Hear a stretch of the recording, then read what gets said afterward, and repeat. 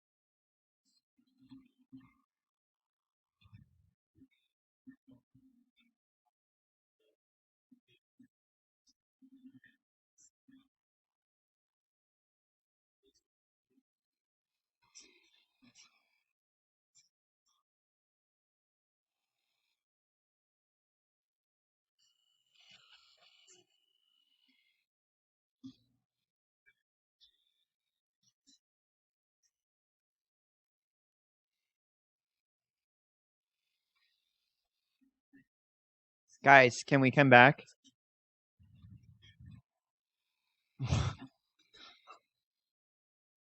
I think I fixed the video, but it might look a little funky, so I apologize.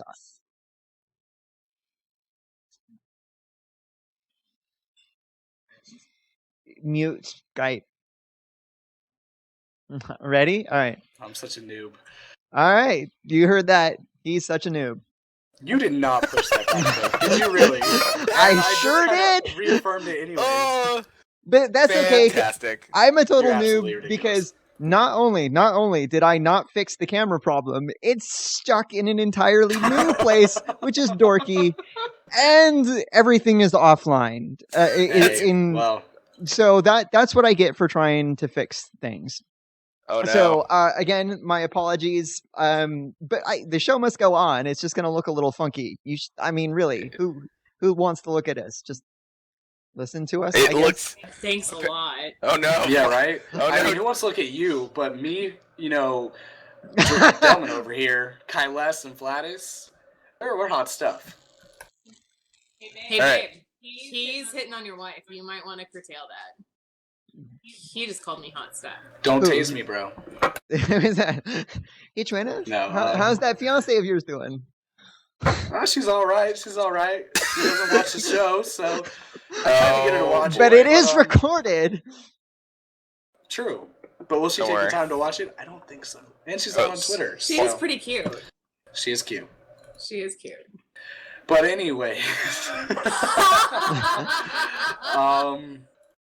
Anyway, you guys were when I came back, we were having a great conversation. And I was going to try and turn it over to Flatus because Flatus and I we see a little bit of the same thing, I think, in regards to Blizzard. And could you recap what we were talking about over the break, like what you were saying? Sure. My topic, we didn't really have a lot of time, but we're gonna do it right now. My topic was kind of like the big giant, the titan in the field right now is Blizzard, and Blizzard is a big online company right now, one of the biggest, and now they're in house. They own themselves. They're the biggest indie company, as to speak, and they're in direct competition, of course, with SOE. And to touch back to the Martian episode of EQ2 Talk, a lot of about SOE Live was a lot of the big shiny new toy, which was Landmark and EverQuest Next.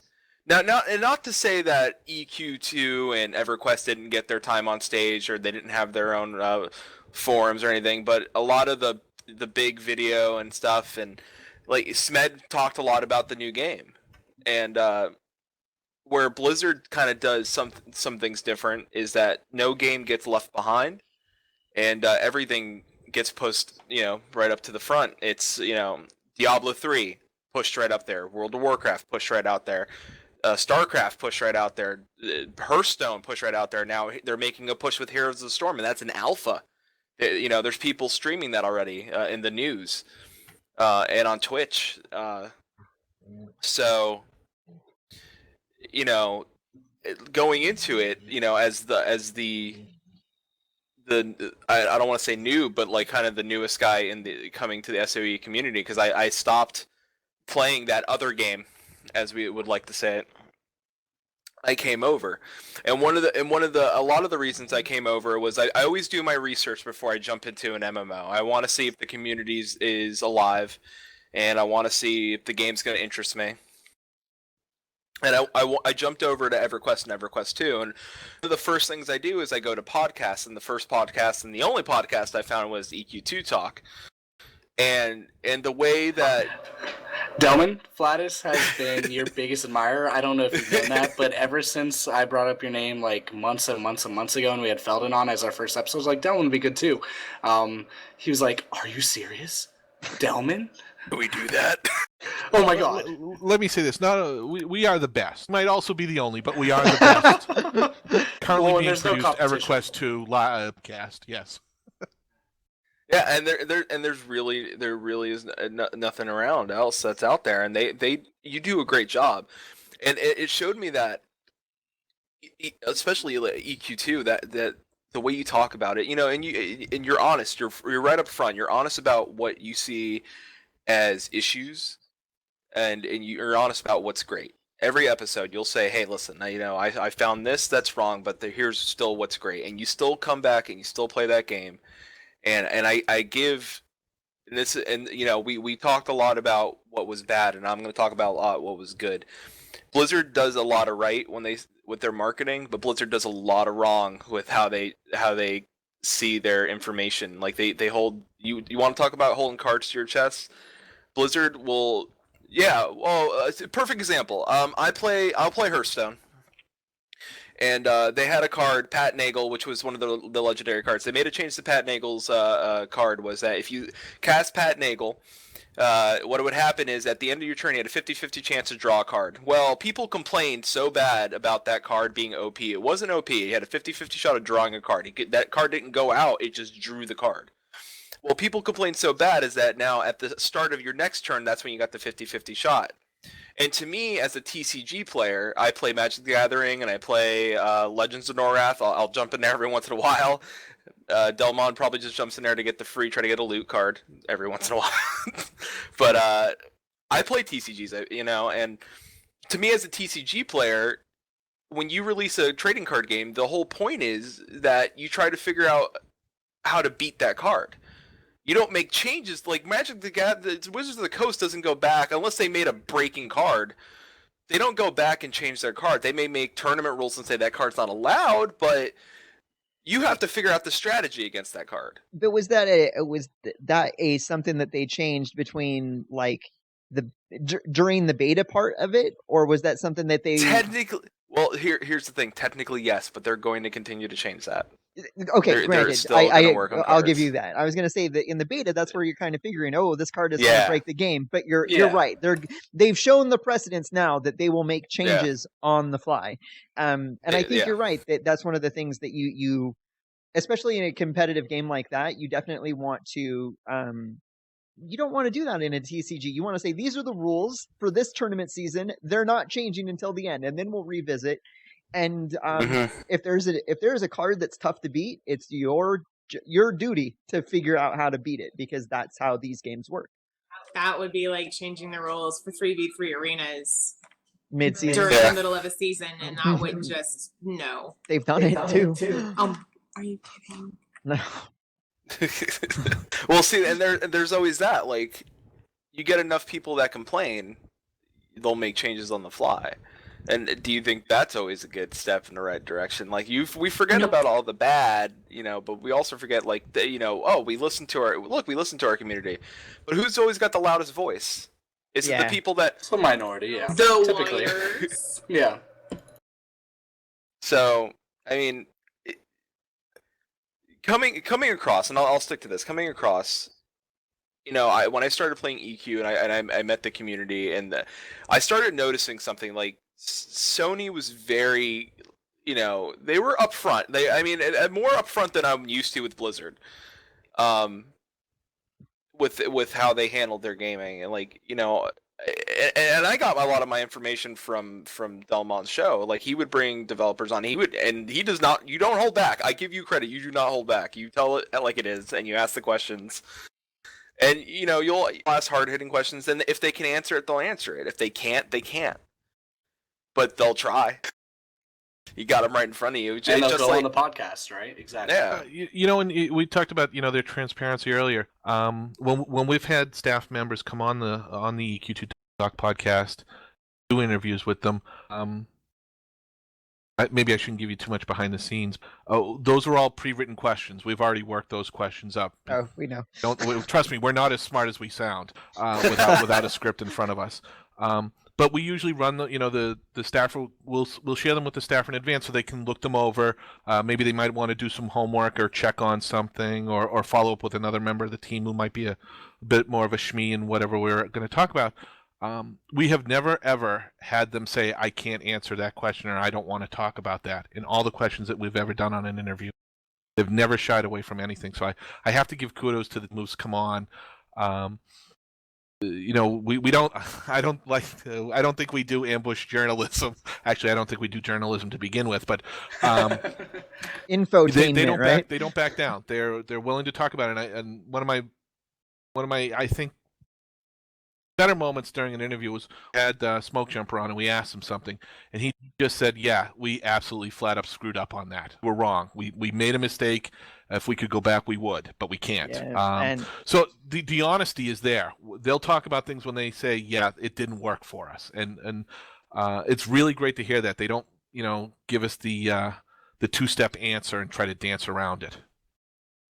Definitely, you see that with Smedley too. He did those ask me anythings on Reddit, and he's done it for a while now. They are very candid and very honest about when they do mess up. The problem is they don't tell us, oh, we're planning this and we might mess up, I guess. But well, you never planned to mess up then. Yeah, fair. Well, that's fair. Right. Never. And my friends that complain about how the new game experience was put into Star Wars Galaxies, like I try to show them the interview that Brass did, where she says, like, where they admit that was a mistake because it was too much change all at once, and then they didn't listen to the community after they put the change in. And it's pretty refreshing to hear that. And I show that to my friends, and I'm like, listen, they admit that was a mistake. And they say that they have to find better ways of doing those types of things. But, what can they do? The damage to that particular community has been pretty much written in stone. But we see a trend going forward of this exact same kind of case study. If you watch the roundtables, it started off like, we're doing the roundtables so you can make development of the game.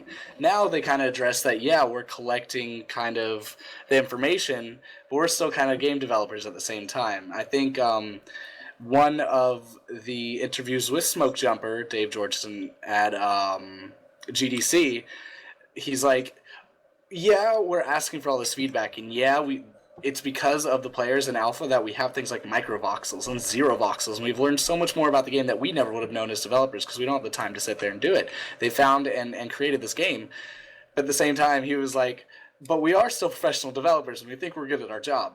A month ago, you didn't see that. 2 months ago, you didn't see that. Coming out of SOE Live, you didn't see that. And they're getting smart about the way they're wording things and the way they're saying things because they're seeing what's working and what's not working. They're adapting to the situation. But at the same time, I really appreciate that because, like, I have this discussion with people when I go to high-end fancy restaurants, and they're like, well, this is what I'd like, and they ask me how I'd like it. I'm like, I'm not a chef. How does that make it taste good? and I will I consume want it it well in done, but not burnt. Well, no, and so like there are professional chefs, and if they think that something tastes good a particular way, I would like to experience it that way that they meant for it to be, that they think is best. And I feel the same way about game developers. It's okay to turn over to some of those conversations to us, but again, when it comes to other things, it's like, hey, let the professionals handle it. Like if they think that they know what's best, I'm going to give them the benefit of the doubt.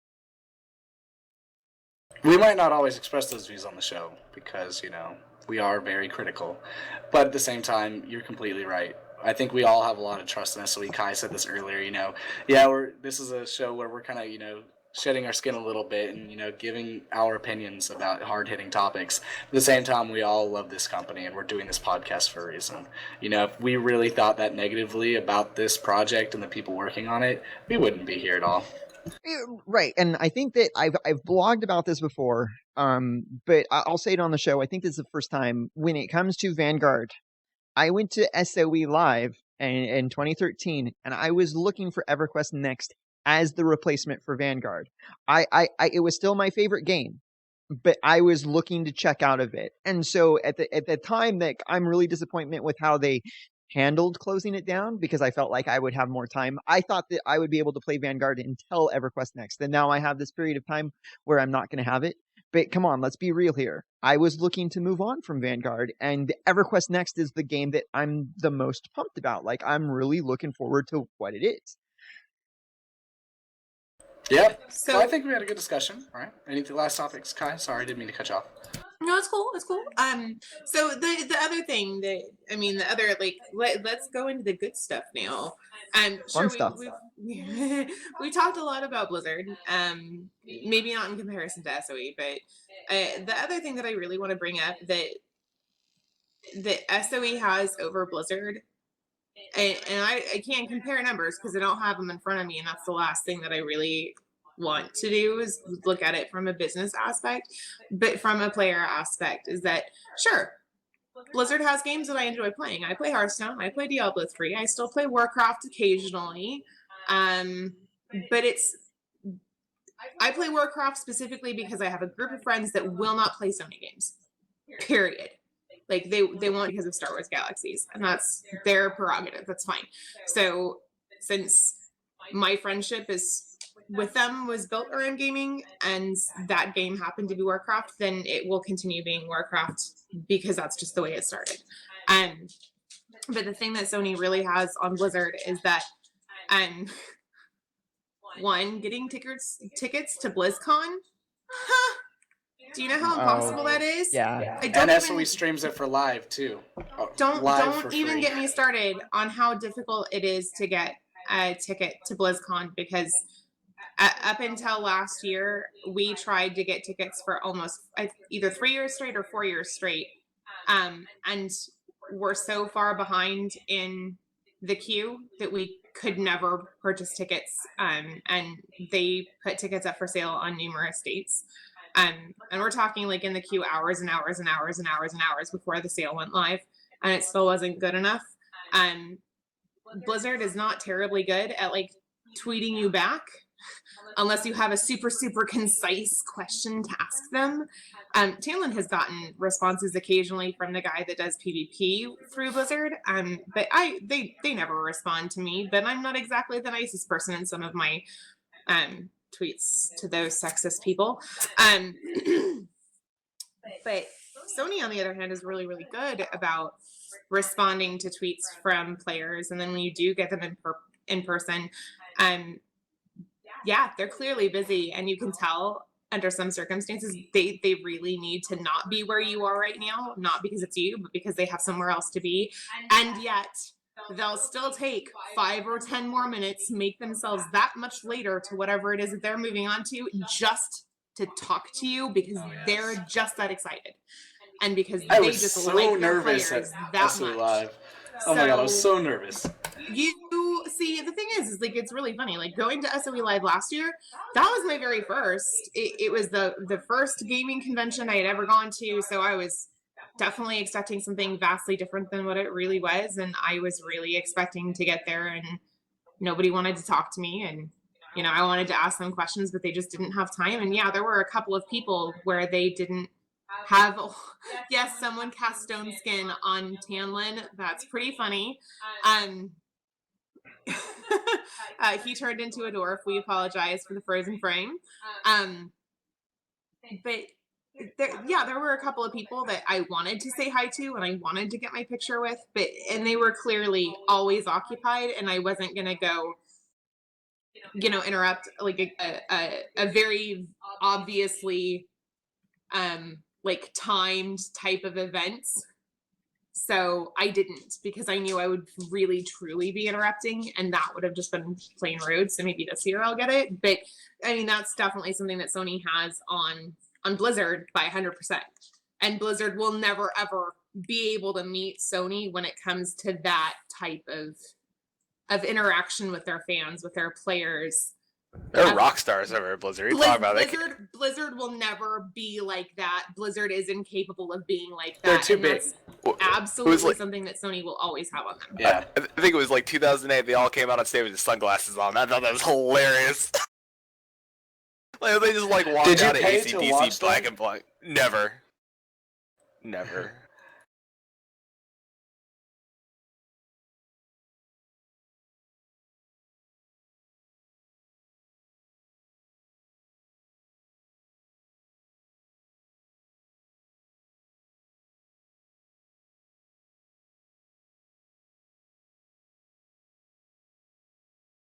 Holy pulling a Tanlin again.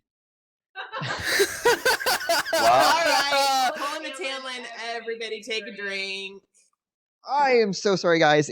Technical difficulties just totally throw me off my game completely.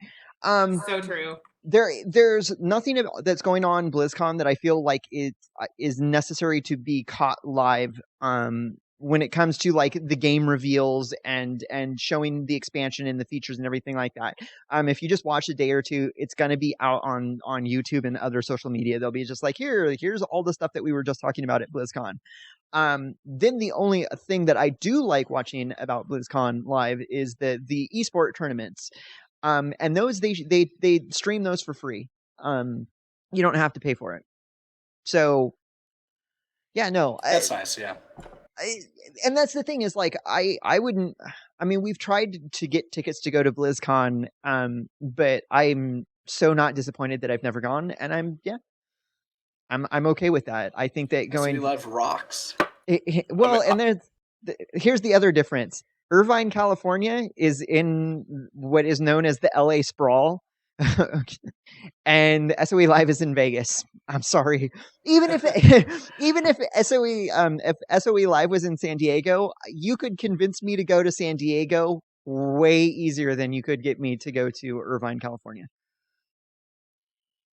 Actually, I don't think it's not actually in Irvine, but it's in the LA area, and I avoid driving in, around, or near LA as much as possible. Yeah, I'm excited. This is my cherry's getting popped this year. This is my first. Oh my! No, keep it calm.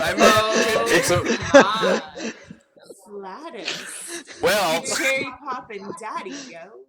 Don't worry, Flatus. They'll leave you coming back for more. Oh, buddy. Hot. Well, with that I'm at convention, cherry. Chick and them and the things and the stuff. Oh, sweet the mercy. girl is always in the Fiona V costume. Don't forget that. Oh no. Yeah, I got a picture with her. Well, I didn't. I meant convention, Sherry. But all those Corona just typed out, watch out Tobes in chat, because Tobin Ernwood would be there. Oh. Little known fact. Are you guys sharing a room?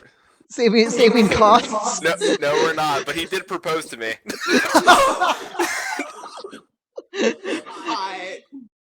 Yeah. Anyway, let's there you go, Tobin. Anyway, I was gonna say I'm super excited because this is my first I'm leaving, getting out of Florida, going to Vegas and doing a convention, and I get to meet a lot of the people that one make the game, two I do the podcast with. I've not yet met or Tanlin in person. I get to meet Delmon hopefully. Of course, I may have to pay him for a photo and a signature, but that's fine. Flatus, are you forgetting somebody? Are you going? Are you for sure going? I'm just saying, why the hell haven't you driven up here yet? Oh, well, You don't understand. do live Gladys in and the I same live hella state. close, Hey, and this guy avoids me 24/7. We To be live fair, Florida is a big state, but I don't know It's how not- far apart that is. It's what, a 2-hour drive, Gladys? it's like a 2-hour drive. Yeah. Chad, you also drive down. Oh, yeah. I will Oh, drive. yeah. I will pick him up in my nice Camaro. Tobrin, he'll have some competition. Don't Dude's worry got a about it. Camaro. Chad, honey, I would like to also point out that you're a little young to be driving a Camaro, because aren't those saved for midlife crises? He's having his midlife crisis a little Okay, early. I'm we're having going my to the midlife crisis. Camaro. You see, there's a problem. I'm in Dude, it's a between white games Camaro. right now. It's a freaking white Camaro.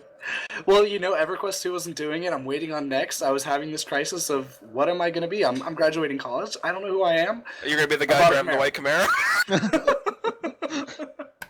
You're like, I'm gonna be rich. That's what I decided to go do. I decided to become rich. Are you like Magnum PI? Because that's the only thing I can think about driving on a white Camaro in Florida. You like fight crime on the weekends? Yes, sir. Please grow the thickest mustache ever. Let me say this please about don't. SOE Live. Because we were talking about that in the transparency of SOE a little bit. As I said earlier, I've been to quite a few of them, and you can even see within SOE Live an evolution or development for them as well. Many, many years ago, I think when SOE Live, or back then fanfares, it was panels. Red Name sat up on a dais and answered questions from players, and that was it. There was very little interaction. Then, they started having pool parties and things like that. And even during the pool party originally, there was a velvet rope section. There was the SOE staff VIP area. So you had the players on one side of the pool and the staffers on the other, almost like the zoo, being protected from the wild, the crazy wild animals, keep them away. But those velvet ropes over time have come down. I think the staff members who are there are more than accessible. Want to almost be kind of interrupted and want to talk to players. If they didn't, then they'd hang up in their hide up in their rooms the whole time. But I think a lot has changed over the years. SOE has become more available like that and wants to be more available, and they want to include the players and those sorts of. So I think even in the little microcosm of SOE Live, you can see that they've made themselves more accessible. Yes. The pool party last year was so freaking epic. Omid's Twister pants. I totally got a picture with Dave at the pool party. Actually, a couple of them, and Pentapod and Linda, because she wasn't. I got one dressed with as brass Brass. too, yeah. So yeah, it was, the pool party was probably like one of the highlights of SOE Live. Yeah. Oh my god, Tamlin and I we were sitting there, like, Dave Mark was there. He was working on the project at the time for the AI. And we're talking with him, and he's like, oh, come meet Rothgar, the lead programmer at the time. We're like, okay. And so Tamlin and I sit down with him and the lead programmer around this table, and, we have our drinks. Tamlin doesn't, of course. But then, like, I guess she was on community team or marketing. She comes by with this brown bag, Fireball whiskey, and we all just pass it around, drinking from it, discussing stuff. It was amazing. It was a great time. Yeah. Listen, don't set that bar that high for me. I need what is going down over there? I want to know where I was for this. Yeah, you weren't anywhere near. No, Yeah, it you was just were Tamlin you and I, were though. over talking. You were hanging out with Brad McQuaid at the time. Ah. See, And if I remember correctly, because I like I said, I've listened through all of EQ2 talk. Delmon always packs the speedos. Am I correct? That is true. Not where We I'm saw him now, in a of Speedo. course. It's a little chilly here, but oh yeah, absolutely. Every pool party, I'm in it. Absolutely, and then I'm out of it. oh my! Whether or not I'm still at It the is pool party Vegas. but depends on how long the beer lines were that night. I would like to say that I was the only person at the pool party that was actually dressed up.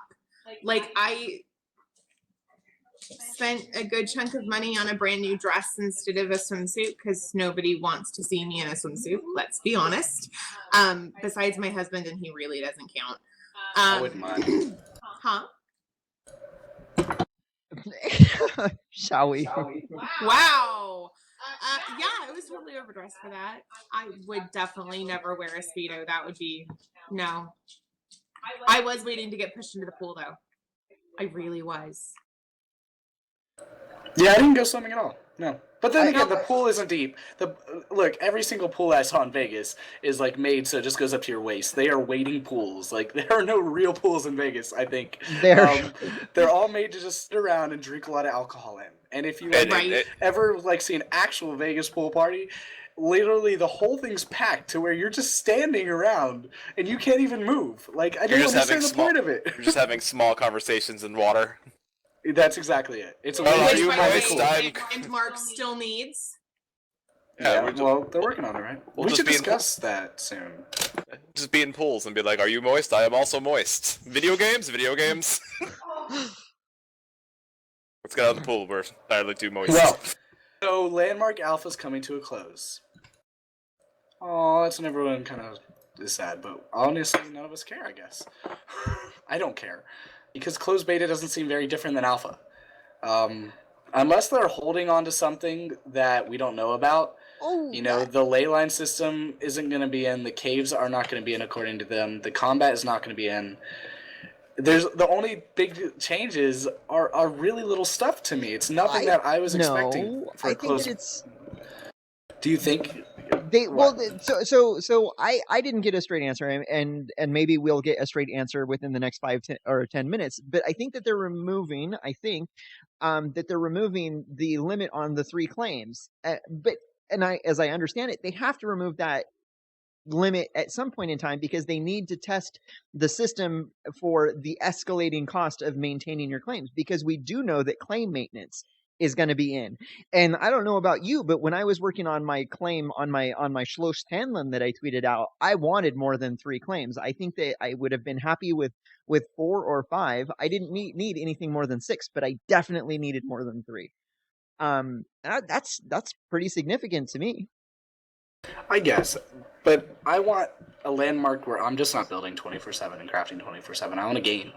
And yeah, it's kind of a game right now, but it's not a game. It's like a building simulator where you can kind of walk around.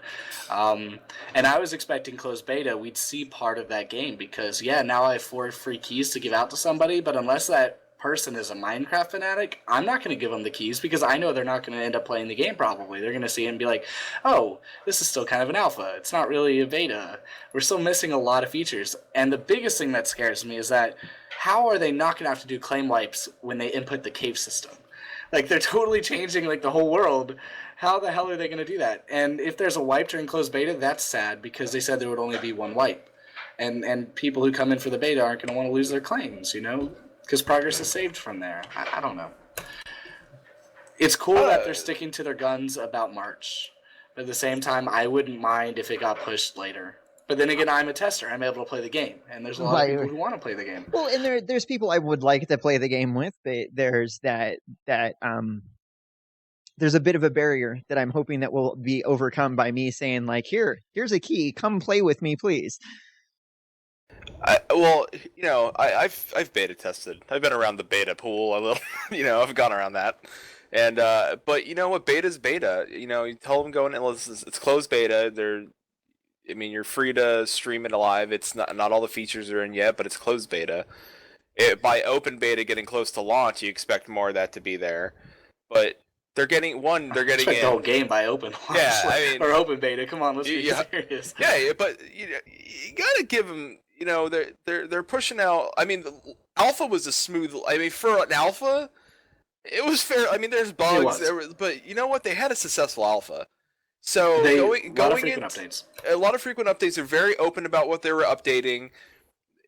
They posted the roadmap up on the forum. Speaking of transparency, they posted on what they were working on. Going into a beta is beta. That is alpha is alpha, beta is beta, and it's closed beta nonetheless. So, I have a friend that's excited. He's stoked. He cannot wait for me to give him the key and have him roll into closed beta. He's been watching the builds on Twitch. He doesn't even care. I'm like, listen, it's not. I even told him like caves aren't. He's like, don't care. I could build a castle that's actually a castle. With curves and archways, and there are a lot of their fans. But my gamers are the opposite. Well, They that, I don't was just just about care to about ask, the building. Yeah, they want the other stuff. I was going to ask this question though. Has anybody worked? I mean, we all have been working solo on our projects. Has anybody hooked up with, other people and gone in and work on a cooperative build with anybody? No. Why haven't we tried that yet? Not yet. Listen, I don't know if you've been to my claim, but there's a tree there. I don't have time, mostly. I'd love to see the MMO element of it, but it's still a solo game for me right now. I mean, the biggest thing was I went to the filming of the little SOE commercial thing at the Mega Claim one day and hung out with a bunch of people, but I don't know, there's a lot of things that still keep it from being a full MMO. I want my SOE emote and stuff like that. I don't know. Maybe we'll have to group up and close beta and give it a shot. Do some group mining and some group claims. We should. I want to do that. I just haven't gotten around to doing it for some reason. Well, we understand. You're probably the busiest person on the cast. So, can I lodge a complaint really quick? I'll try to make it quick. What did I do? Not with you, silly. I'm kidding. You silly. Go ahead. No. So, purple? Are you serious? Purple is 100 station cash more than yellow. Black is 100 station cash more than yellow. What? Why? I seriously, like, in Pentapod, I apologize. I swear I'm not like. It just doesn't make any sense to me. Now, if the purple Victorian outfit would have been 100 station cash more and limited, or only available to, say, Trailblazers, or only available in alpha, or only available during alpha and beta, or alpha and closed beta, I would have understood, and I would have been like, hell yeah, take my money. I still was like, hell yeah, take my money, because I have that purple Victorian outfit. And I scolded the computer as I paid 100 station cash more than anybody else buying the other colors. Scolded it harshly, and still bought it. I think we should bring a member of the e-commerce team on the show one night and just rip them to shreds. Oh my, no. It's true. They have maybe they're trying stuff out. It's a test period, but I don't see a reason why to charge that extra money. There's nothing special about it. Yeah, I could touch, like, I don't play League of Legends, but I can kind of touch on, like, how skins and stuff are priced real quick. For League of Legends, when they create a new skin, they charge based on the amount of work goes into that skin. So I don't. To me, I would think they would charge, if it's just a palette swap, it would be the same price. If there was more detail and lights and it glows and there's more stuff on it that created somebody to do more work, I can understand charging more for it. Or if there was like a limited edition color that did something cool, like, oh, this, like, the black has like a special, like, it has a rope or it does something else. And then you can, I get, like what you said, it was like limited or something where it was like only. Yeah. If it was worth it, yeah. Dave was to blame. So disappoint. Much boo. Pentapod confirmed it was Dave Georgeson who made that decision. But, here's what I'll say. PlanetSide 2, it works, but they're not offering a bunch of outfits that are different colors. They have their guns, which are basic models, and then they'll offer, like, a golden gun, and that golden gun will be more money. But they're not offering, like, 5 different kinds and charging more per color. It's either one or the other. You either have the gold exclusive gun or you have the normal gun. See, this is exclusive if you have a black outfit versus a purple one that looks exactly the same in every other way. And I'm okay with the guy with the golden gun, because you could see him across the map and then, and headshot him, and then boom, yeah. Do you get bonus points if you hit the third nipple, though? Only on Sundays. What? Oh my god. Only on EverCast. Only like, everybody's gonna log out now and try to get the last 4 minutes on the East Coast to try to log in to hit somebody in the third nipple. Oh my god. Dalvin, have you been playing Landmark? I fear you might disconnect me if I admit this. No, I haven't. No, I haven't. And I think, I know myself. I'm not a builder. I've never played Minecraft in my life. I'm always fascinated by what people build. I like looking at the videos or the pictures and saying, wow, that's really cool. It's not a skill or a talent or something that I would find fun to do. So while it's fun and interesting to look at and marvel at people's creations, it's not something I'm interested in. So I haven't played. I don't foresee myself playing. I'm just not that type of person. We kind of have we have that sort of thing in EverQuest 2 and EverQuest where we can decorate our houses. Our in-game houses. Mine looks like a storage locker exploded. It is would be a perfect example of EQ2 hoarders. I have one of everything, and it's literally dropped right inside the door as you walk in. I'm just not a decorator. I'm not a builder. So, as a game, Landmark has no that doesn't hold any interest for me. For others, they might have it. I just don't have it. True. And that's the point I was bringing up about the beta keys, because my friends, yeah, they want to build and stuff like that, but they're not people who want a full-time build. They want a game.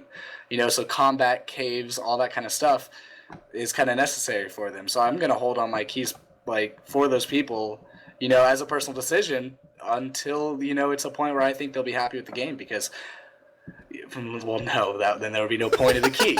Come on now, let's be honest here. No, but I'm gonna wait until they get some of the bugs out of the way, because I have to kind of market myself. If I want my friends to enjoy the game, which I know they'll enjoy, but I get them in too early, just as oh, you're getting into beta or alpha early, it puts people off. There are a lot of people I know that got refunds on Landmark, who might try it down again later down the road, but it wasn't ready for them at that point. It wasn't the game they wanted at that point. So I'm gonna personally, kind of censor myself and censor their experience for now, just so they enjoy the game I enjoy. And maybe that's selfish of me, but let me ask. Oh, go ahead, Flas. I'm sorry. All right, someone's gonna go. Delmon, go. I had a question. Somebody earlier said that they thought Alpha was successful. That was me. Flatus. Okay. Yeah. I'm just interested, what everybody's take, whether or not, as Alpha's coming to close here, whether or not you thought it was successful and potentially why it was successful or why not. Okay. I'll go first. I think Alpha was I've been in a lot of like I said earlier, I've played a lot of MMOs and I played a lot of betas for MMOs, and this is the first true Alpha, I guess you would say, that I've been in, and it was really an Alpha. It was very bare bones. It was just the tools and at first it was just the basics were there, but they worked and they worked well. And you could see what they were going for. Was everything there? No. But what the core of the game was about there? Yes. And it worked.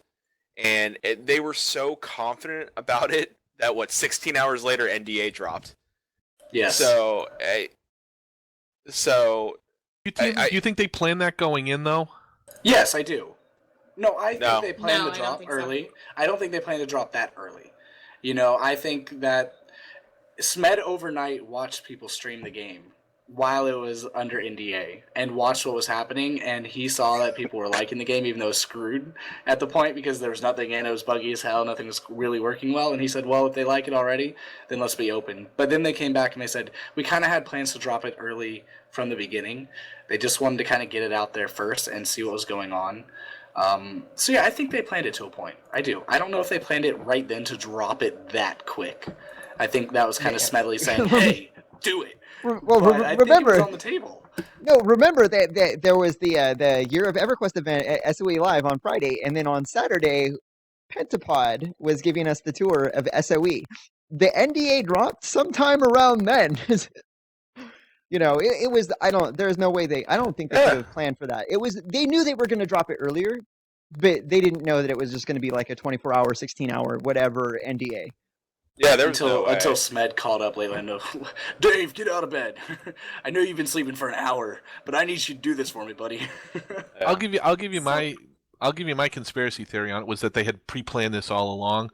They basically brought the servers up, waited to make sure that they didn't melt themselves down, and they were all set to go with this because I'm looking at it, again as a non-player, as an outsider, as an observer, saying you have people paying to get into this. And now you're going to tell them what they can and cannot do.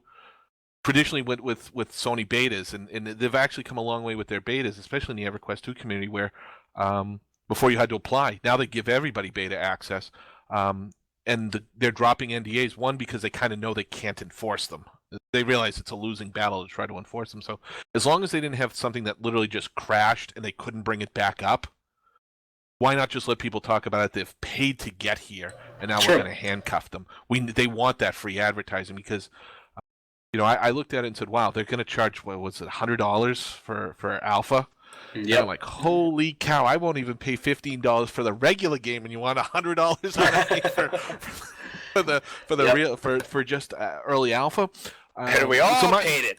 Yeah, my plan was that they had this was all up their sleeves in advance, and that they just executed on it once they realized they hadn't shot themselves in the foot.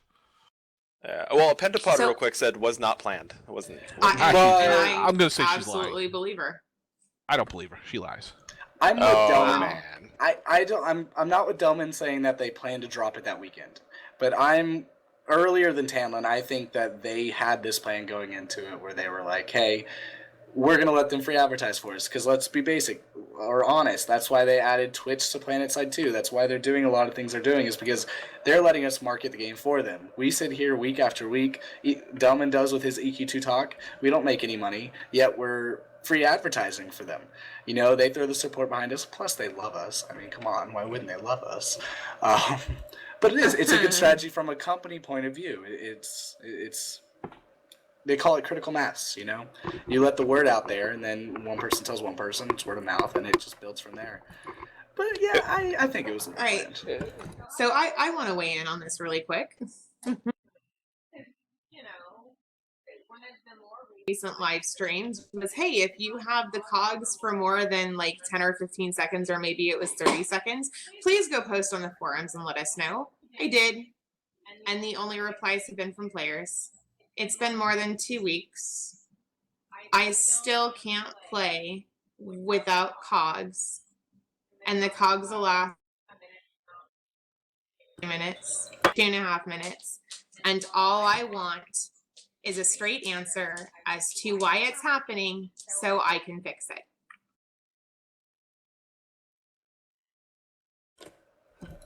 That's a good point. Yeah. So do you think Alpha was successful? No. Because of that? Not for me. Yeah. And it wasn't for me because I've had one person from Sony try to help, and as nice as he was, he didn't know how to. And I don't know how to fix it. And I did something that a player suggested, and it helped, and it improved it to where I could actually play for a little while, but not long enough. So I could actually move. I did that. That was new. I literally could not move around the world. It was that bad. Yeah, if I was in your shoes, then I would see Alpha as a failure, because then you paid the $100 to get in, but your game has been unplayable.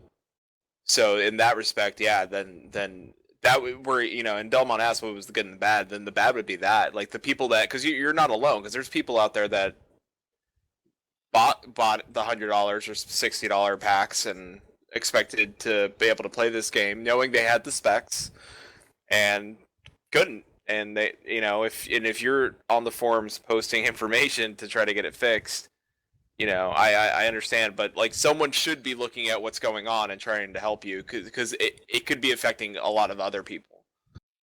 So, yeah, I'm real quick. I'm gonna say that Alpha was a success for me, being an alpha, to a point, because I think we're still at that 60 to 70% range of gameplay, and to go into beta, he said alpha is 60%, but a vertical slice of gameplay, which I don't even think it was really 60% what we got compared to what they're promising us.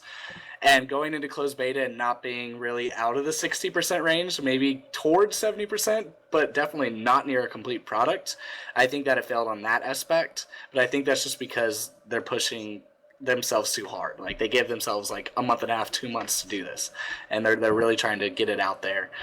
Closed beta, it's still kind of technically an alpha, so I'm okay with it. I'm gonna go with success, but a little iffy on my part. Tamla? I would say that it was successful for me. The parts that weren't successful, and I'm gonna throw it out there. I am a social builder. That is what I learned about myself. during the alpha is that I can work on stuff by myself. I don't have nearly as much fun as that when I'm working collaboratively with other people in building.